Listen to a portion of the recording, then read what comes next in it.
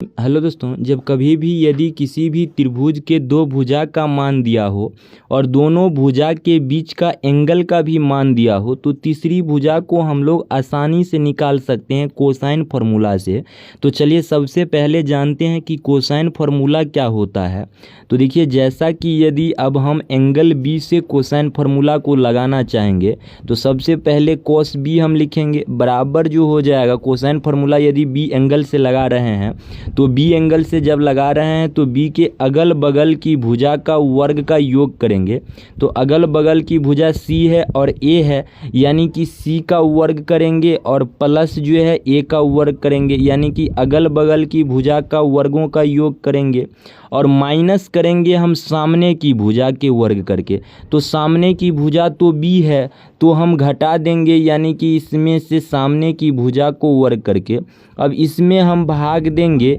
2 गुने अगल बगल की भुजाओं के गुणनफल से। तो अगल बगल की तो भुजा सी है और गुना ए है, यानी कि इसी को हम लोग जो है कोसाइन फार्मूला कहते हैं, ठीक ना। अब यदि हम सी एंगल से कोसाइन फार्मूला को लगाना चाहें तो हमें सबसे पहले जो है सी के अगल बगल की भुजा बी है और ए है, तो हमें बी और ए पता होना चाहिए और साथ में हम सी एंगल से लगा रहे हैं तो सी के कोण का मान भी पता होना चाहिए, तब जाकर हम सी एंगल से जो है कोसाइन फार्मूला को लगा सकते हैं। और यदि हम लगाना चाहेंगे सी के एंगल से तो सी के अगल बगल की भुजा का वर्ग का योग करेंगे, उसके बाद जो है सी के सामने की भुजा का वर्ग जो है उसमें से हम घटाएंगे और उसके बाद हम भाग देंगे 2 गुने सी के अगल बगल की भुजाओं का गुणनफल, यानी कि 2 गुने ए गुने बी से जो है हम भाग देंगे इसमें, तब जाकर हम सी एंगल की मदद से जो है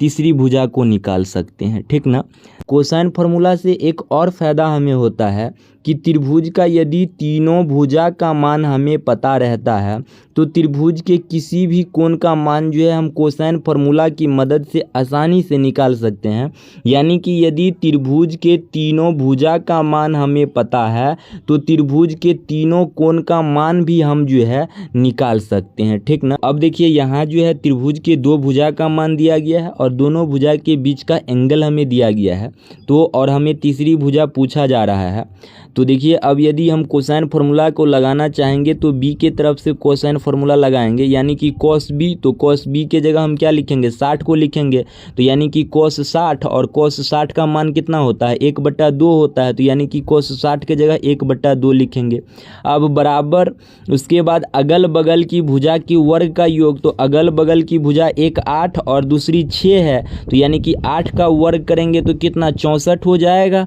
और 6 का वर्ग करेंगे तो कितना 36 हो जाएगा और दोनों का योग, तो दोनों का योग कितना 100 हो जाएगा। और दोनों के योग में से घटाना है सामने की भुजा, यानी कि तीसरी भुजा को। तो यानी कि तीसरी भुजा बी है तो बी का वर्ग करके इसमें से घटाएंगे और भाग करना है हमें 2 गुने अगल बगल की भुजा का गुणनफल। तो अगल बगल की भुजा एक 8 और दूसरी 6, तो दोनों का गुणनफल कितना 48 हो जाएगा, यानी कि गुने 48 हम करेंगे। अब 2 से 2 कटेगा और 48 इधर भाग में है, इधर आएगा तो गुना में हो जाएगा, यानी कि यहाँ जो हमारा हो जाएगा 48 और ये 100 क्या है इधर प्लस में है और इधर आएगा तो माइनस में हो जाएगा, यानी 48 में से 100 घटेगा, यानी क्या हो जाएगा -52। और -52 का वैल्यू जो हो जाएगा इधर b² हो जाएगा और b² इधर माइनस में, तो माइनस से माइनस ख़त्म हो जाएगा। अब जो है ये स्क्वायर हटेगा तो इधर रूट आएगा, यानी कि b का जो मान हो जाएगा वो क्या हो जाएगा √52 हो जाएगा,